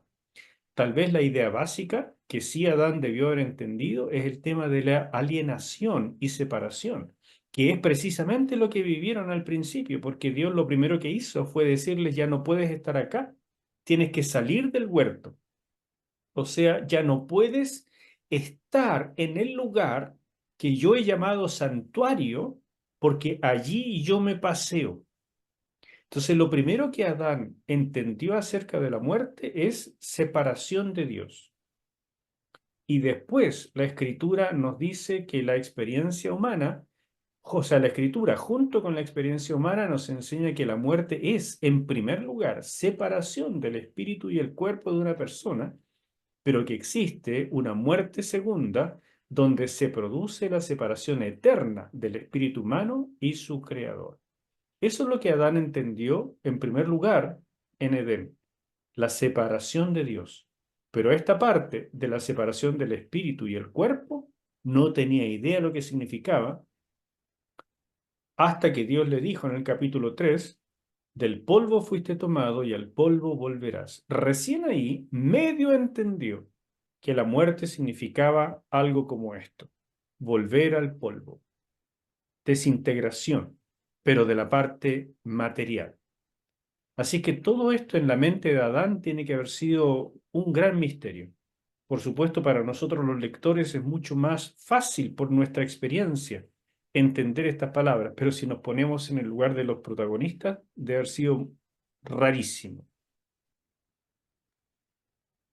Otra cosa es que el contexto de Génesis 2 y 3, el veredicto después de la caída fue la expulsión de Edén, con lo cual se impedía al hombre el acceso al árbol de la vida, lo cual sugiere que la inmortalidad humana antes de la caída no era inherente al ser humano, sino un don de Dios debido a la obediencia y propiciada por el consumo de la fruta de ese árbol. Solo en Dios la inmortalidad es inherente. Ese es un concepto casi filosófico, pero es realmente importante. El hombre no fue creado inmortal, fue creado para tener una relación con Dios para siempre, pero propiciada por la obediencia y el consumo de este árbol especial. ¿Se fija? Tan pronto fue sacado de Edén e impedido de acceder al árbol, comenzó el proceso de envejecimiento y muerte. Nata, ¿querías decir algo? Sí, pastor, tengo una pregunta con respecto a cómo Adán entendía esto, estas palabras que para nosotros tienen sentido, pero para Adán probablemente era primera vez que las estaba escuchando. Em, yo siempre entendí que en esta conexión o sea, antes del pecado había como una conexión directa, casi sin palabras, como de Dios con el hombre. Entonces, me imagino em, que, porque ahora entendiendo que la creación es como en tiempo real, no como en el tiempo que nosotros pensábamos que podía haber pasado un largo tiempo para poder entenderlo, em, al decirle Dios estas palabras, también le entrega el significado de eso, en esa conexión que tenían como em, al no haber pecado había una conexión directa, que así siempre lo entendí, como esto de que incluso sin la necesidad de las palabras, pudiesen comprender lo que Dios le estaba diciendo, como entender a Dios y su mente. eh, entonces me queda la pregunta ahí, porque usted decía que probablemente a Adán le quedaba como la duda, como en el fondo que me hace pensar como si no, en realidad pecó casi, desobedeció casi sin conciencia de lo que estaba haciendo, o, o entendía completamente lo que Dios le había dicho en esas palabras por esa conexión que tenía con Dios, eh, de forma directa. Mira, Nata, es interesante la idea que tú planteas, pero no tenemos ninguna evidencia en el texto mismo de que existiera ese tipo de conexión casi telepática. No, no hay nada por el estilo.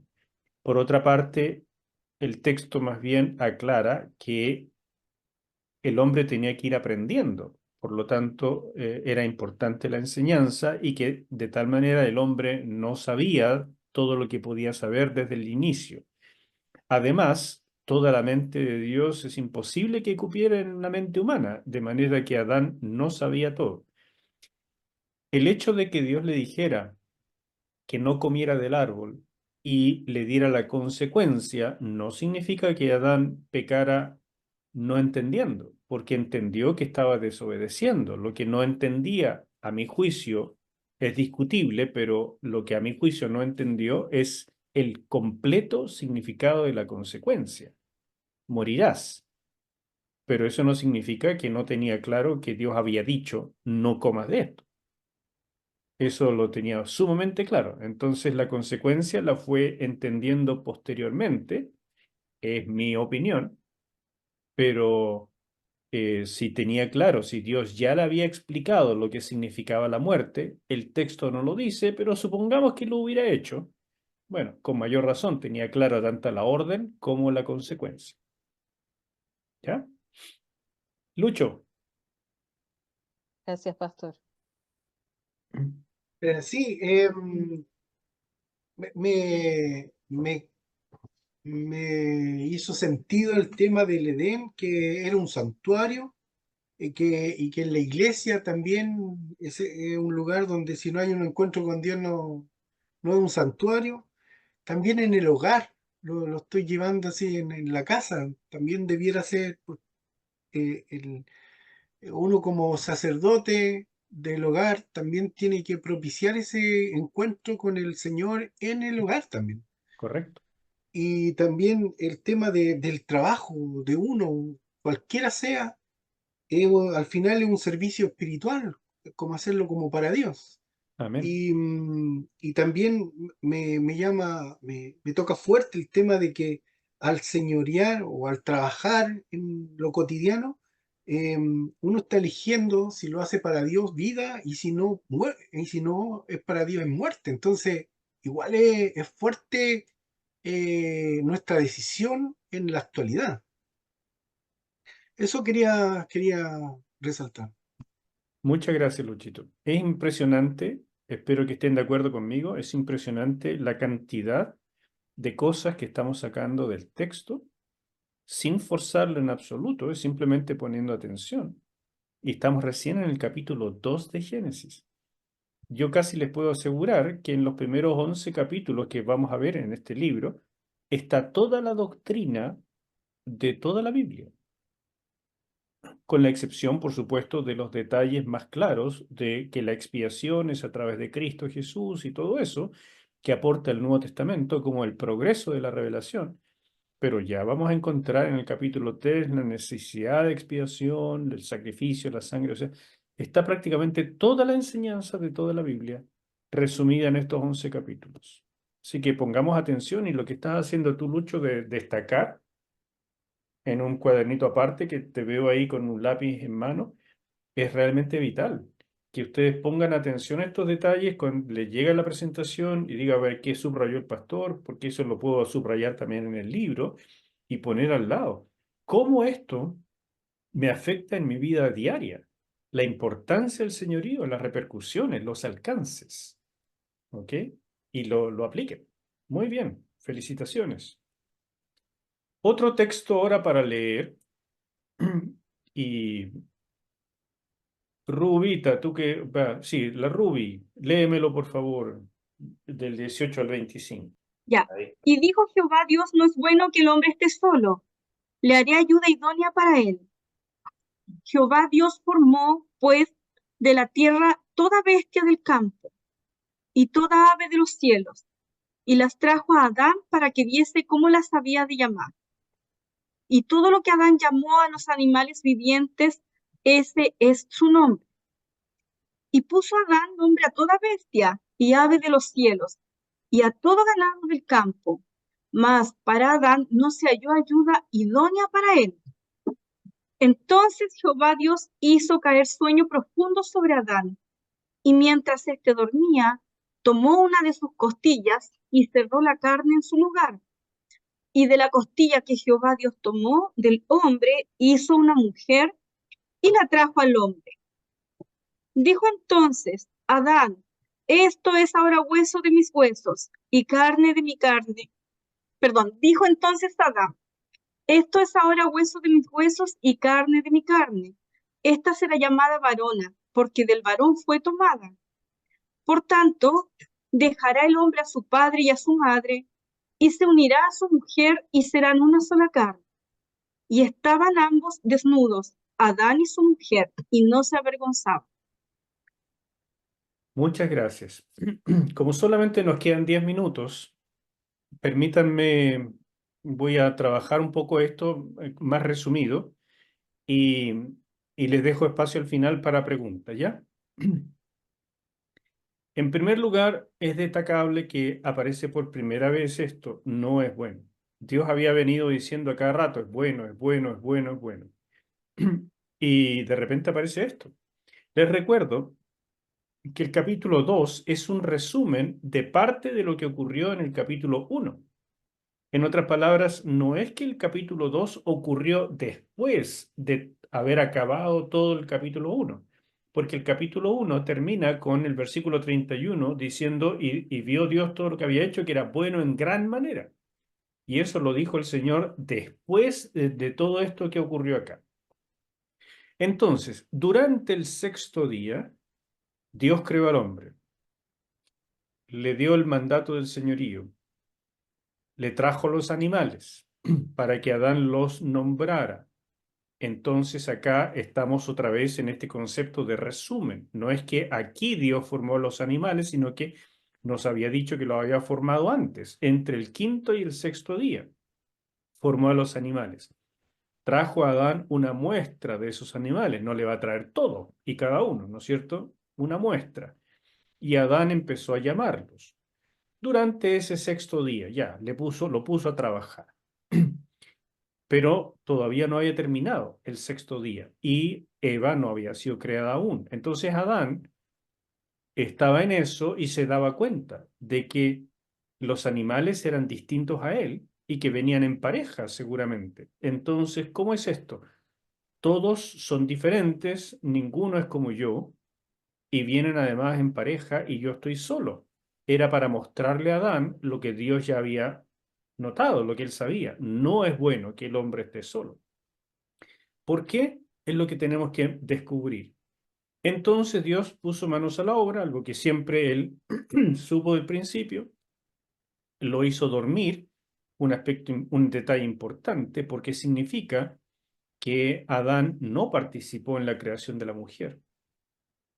La mujer es creación completamente divina, pero Dios tomó parte del hombre para crear la mujer, que es muy interesante. Aquí en realidad la palabra a veces se traduce costilla, pero normalmente se traduce costado, esta palabra hebrea. Y es mejor traducir costado. En otras palabras, Dios sacó hueso y carne. Y por eso Adán la reconoce y dice, esta es carne de mi carne y hueso de mis huesos. ¿Se da cuenta? Y después el Señor cerró, por eso lo puso a dormir también, porque fue una verdadera cirugía. Y de la mujer formó al hombre, del hombre, del pedazo del hombre que sacó, formó a la mujer. Esto es insignificativo porque al hombre lo formó de la tierra. Es igual de difícil para Dios o de fácil formar al hombre de un poco de barro o formar a la mujer de un poco de carne y hueso. La cosa es que hizo el Señor un milagro y está señalando aquí un tema literario, que es la relación, el que comparten el mismo ADN, el que comparten... o sea, esto no lo hizo el Señor con ninguna otra especie animal, solo con el hombre. Y señala sobre todo esta relación tan íntima, esta interdependencia, pero especialmente en este caso, dependencia de la mujer hacia el hombre, porque ella fue creada a partir de él y no al revés. Eso establece los roles, las funciones. Y después el Señor crea el matrimonio, después de que él la reconoce a ella como parte de él mismo, el Señor crea la primera institución humana, que es el matrimonio, y establece esto que por supuesto para Adán no tenía ningún sentido, dejar a la suegra y al suegro, al papá y a la mamá si él no tenía. Entonces, evidentemente es una nota literaria que Moisés coloca para la nación de Israel. Y este es dejar, que es una palabra fuerte, es una palabra como cortar, y aquí unir, que es una palabra muy similar a la que nosotros podríamos usar para un carpintero que está encolando cosas, las está uniendo, las está pegando, y serán una sola carne. Y la desnudez sin vergüenza es un tema muy importante aquí en este relato. Y ahí van los detalles. Una cosa que me quedó al poner esta imagen de esta chica, que es una actriz que hizo de Eva en no me acuerdo qué película, es que, ¿sabían ustedes que a los primates, a los monos, no les crece el pelo? Pero a una mujer, bueno, al hombre también, pero en este caso que aquí está ella con su pelaje tan bonito, si ustedes dejan sin cortar nuestro cabello, crece hasta los pies y sigue creciendo. Ningún primate tiene esa característica, solo el ser humano, que le crece el pelo por siempre. Bueno, eso es un detalle solamente. El problema de estar solo es que nadie podía ayudarlo con las tareas de adoración y servicio y compartir el gozo de la vida en Edén, y tampoco podía reproducirse, lo que era un problema para cumplir el mandato divino. Se crea entonces el matrimonio y la intención divina era que el hombre y la mujer se potenciaran mutuamente como representantes del gran rey. Ahí tiene usted el propósito del matrimonio: complementación o complementariedad para señorear. En soledad el hombre estaba incompleto. ¿En qué sentido? Para que la necesidad de Adán fuera todavía más evidente, el Señor le trajo animales para que los nombrara. Y lo importante era dejar clara la necesidad de una compañera. Adán por primera vez entonces notaría que no podía tener comunión con ellos como iguales. Ahora Adán entendía que había un otro superior, que era Dios, y otros inferiores, los animales, pero el problema era que no había otro igual. Y esto, hermanos queridos, creo que es una frase para el bronce, porque de verdad expresa con mucho detalle lo que Dios le mostró a Adán con el simple hecho de traerle los animales para que los nombrara antes de ponerlo a dormir y formar a Eva. Eso destacó con mucho más fuerza cuando le trajo a Eva y él se dio cuenta: esta es como yo, pero diferente. Ayuda idónea para él es también una expresión que tenemos que trabajar un poquitito. Es la palabra etzer kneto. Y al referirse a la mujer con esta expresión, es importante entender que la palabra etzer, que significa ayuda, se usa con frecuencia para referirse a Dios en su relación con Israel. Por lo tanto, no tiene ninguna connotación de inferioridad. En segundo lugar está la palabra neged, que significa enfrente de. Pero cuando se usa con la preposición que, ahí ustedes la ven, que negdo, ¿no es cierto? Cuando se usa con la preposición que, significa algo correspondiente a, idóneo, cabal, adecuado, como contraparte. Pero en otros pasajes, la palabra neged va precedida de la preposición le neged. Y esta unión, que es la más frecuente en la Biblia, significa adversidad y hostilidad. Entonces, es tirar un poquitito el chicle del pasaje, pero sugiero que es casi un presagio, que la mujer puede ser el más grande apoyo del hombre y también su más grande adversario. Muchos han dicho que esta narrativa es más bien una metáfora, por lo cual les digo que es importante señalar que el Nuevo Testamento asume la historicidad de este relato, tanto el Señor Jesús en estos pasajes como el apóstol Pablo en estos otros. Entonces, cuando ustedes lean un libro que dice esto es una metáfora, esto nunca pasó y es una forma de hablar del tema, bueno, entonces nuestro Señor Jesús era un bobo porque él sí creyó que era completamente histórico y literal. ¿Ya? Tengan eso presente.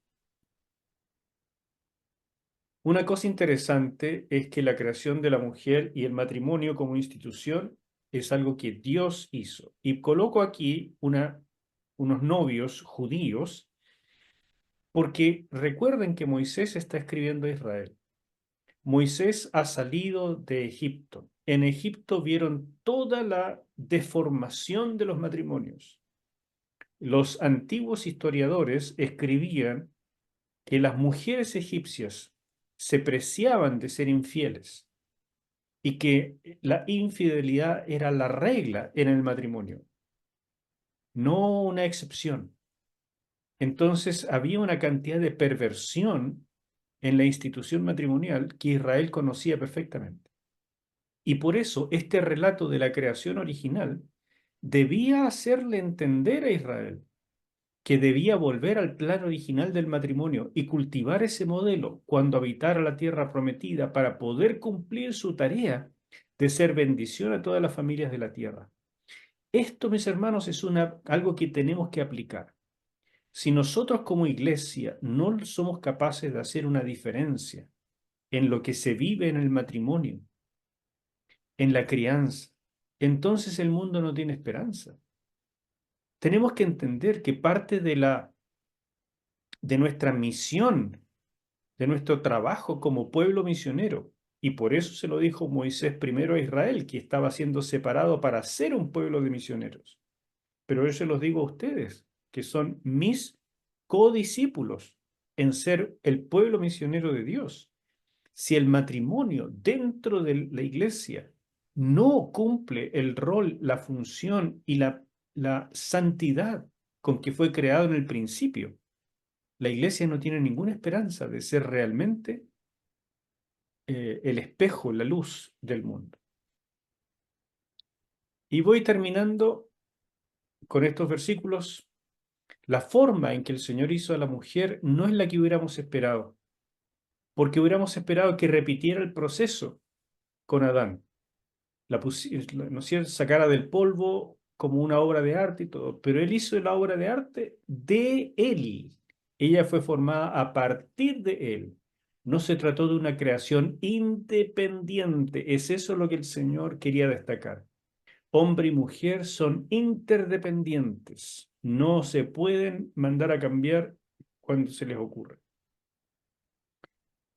La mujer no es esencialmente inferior al hombre, como ya lo dijimos, porque tiene la imagen de Dios, por lo cual era igual al hombre en esencia, no un objeto o un ser inferior para su disfrute u opresión, que es lo que vemos en toda la historia humana.